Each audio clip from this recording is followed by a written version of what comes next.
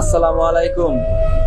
তো আজ হঠাৎ করে বৃষ্টি নেমেছে, তো আমাদের কোম্পানির পাম্পটা হঠাৎ করেই জ্যাম হয়ে গেছে। তো জ্যাম হওয়ার কারণে দেখেন আমাদের ড্রেনের পানি না যাওয়ার কারণে ফ্লোর একদম ভেসে যাচ্ছে।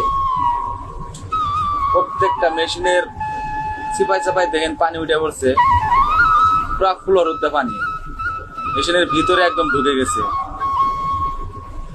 দেখেন কি একটা অবস্থা, কোনো একটা মেশিন চালাইতে পারতেছি না, সবগুলা মেশিন বন্ধ হয়ে গেছে। তো আশা করি আমাদের পাম্পটা অতি তাড়াতাড়ি ঠিক হয়ে যাবে ইনশাল্লাহ। তো ঠিক হয়ে গেলেই পানিটা নেমে যাবে। তো পানিটা নেমে যাইলে আর কোনো সমস্যা নাই। প্রত্যেকটা মেশিন বন্ধ হয়ে গেছে, কি একটা অবস্থা, মেশিনের ভিতরে পানি ঢুকে গেছে। তো এখন আর কি করার, দেখা যাক।